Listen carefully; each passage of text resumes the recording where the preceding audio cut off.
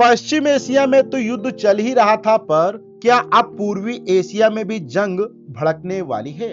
आज हम जानेंगे कि चीन, ताइवान, जापान और कोरिया के बीच अचानक तनाव क्यों बढ़ रहा है। क्या दुनिया एक और भयानक युद्ध के मुहाने पर खड़ी है?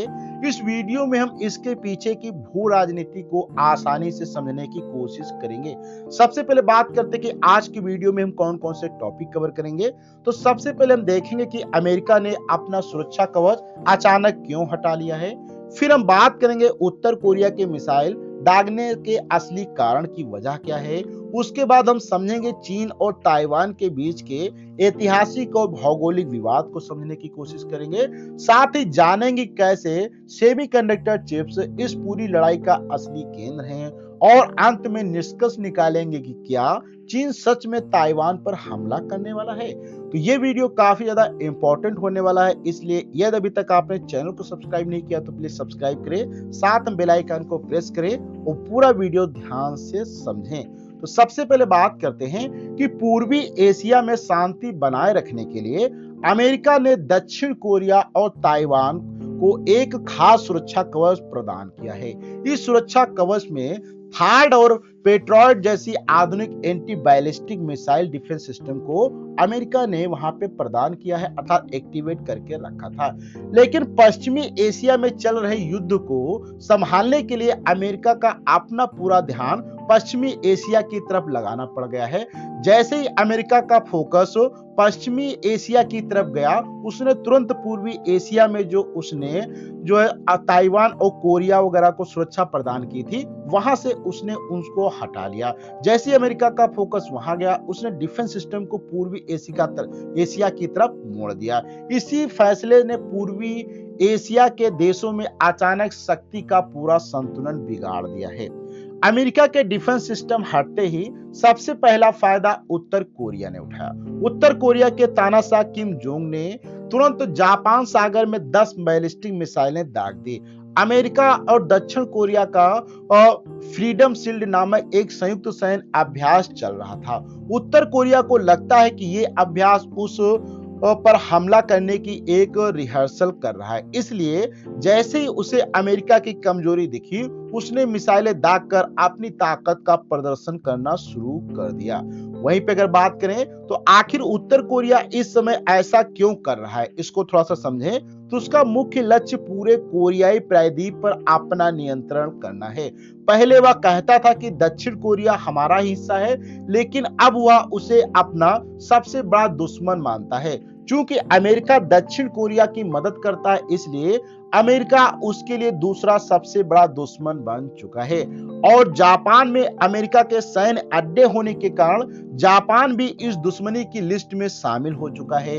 इन मिसाइल और हमलों के बाद जापान और दक्षिण कोरिया को अपनी जनता को सुरक्षा का खास भरोसा दिलाना पड़ा है। अब थोड़ा सा बात करते हैं कि उत्तर कोरिया के इस हरकत के बाद अब सबसे बड़ा सवाल खड़ा होता है, क्या चीन भी ताइवान पर हमला करेगा? तो चीन हमेशा से यह मानता है कि ताइवान उसका ही एक अलग हुआ हिस्सा है। चीनी राष्ट्रपति शी जिनपिंग का महान पुनरुद्धार का सपना ताइवान के बिना अधूरा है। चीन को लगता है कि जब अमेरिका का ध्यान युद्ध में बटा हुआ है, तो यही हमला करने का सही मौका हो सकता है। लेकिन चीन के इस इरादे के पीछे केवल इतिहास ही नहीं बल्कि एक बड़ी रणनीति भी शामिल है। इस जटिल विवाद की शुरुआत 1949 के चीन गृह युद्ध से शुरू हुई थी। जब कम्युनिस्टों ने चीन पर कब्जा किया, तो पुरानी राष्ट्रवादी सरकार भागकर ताइवान द्वीप में चली गई। ताइवान की सरकार ने कहा कि असली चीन हम हैं, जबकि बीजिंग की कम्युनिस्ट सरकार ने अपना अलग दावा ठोका था। 1971 तक दुनिया ताइवान को ही असली चीन मानती थी, लेकिन बाद में मुख्य भूमि वाले चीन को मान्यता मिल गई। तब से चीन लगातार दुनिया से कह रहा है कि ताइवान पर सिर्फ उसका ही अधिकार है। चीन के लिए ताइवान का भौगोलिक महत्व किसी खजाने से कम नहीं है। अमेरिका ने प्रशांत महासागर में चीन को रोकने के लिए फर्स्ट आइलैंड चेन बना रखी है। यह चेन जापान, ताइवान और फिलीपींस से लेकर बोर्नियो द्वीप तक फैली एक बड़ी समुद्री बाउंड्री है। ताइवान इस चीन का बिल्कुल मध्य और सबसे महत्वपूर्ण हिस्सा है। अगर चीन ताइवान पर कब्जा कर ले तो यह चेन टूट जाएगी और चीन गहरे प्रशांत महासागर में अमेरिका को चुनौती दे सकेगा। इतिहास और भूगोल के अलावा ताइवान की सबसे बड़ी ताकत है उसकी अर्थव्यवस्था और तकनीकी। ताइवान की कंपनी TSMC दुनिया की 90% से ज्यादा आधुनिक सेमीकंडक्टर चिप्स बनाती है। इस चिप्स हमारे मोबाइल्स में, कंप्यूटर्स में, AI और यहाँ तक कि रक्षा उपकरणों में इनका प्रयोग किया जाता है।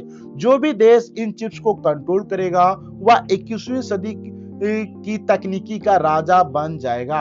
और अमेरिका ताइवान को इसलिए भी बचाता है ताकि यह बेकीमती तकनीकी खजाना चीन के हाथ ना लग पाए। तो क्या पश्चिमी एशिया के युद्ध का फायदा उठाकर चीन अभी तुरंत ताइवान पर हमला करेगा? विशेषज्ञों के अनुसार चीन शायद अभी ऐसा कोई भी खतरनाक कदम उठाने से बचेगा। पहला कारण है दुनिया की अर्थव्यवस्था अभी कमजोर है और चीन खुद तेल के आयात पर बहुत ज्यादा निर्भर है। दूसरा कारण है कि युद्ध में अगर ताइवान चिप के फैक्ट्रियां नष्ट हो गई तो खुद चीन को टेक कंपनियां बर्बाद हो जाएंगी।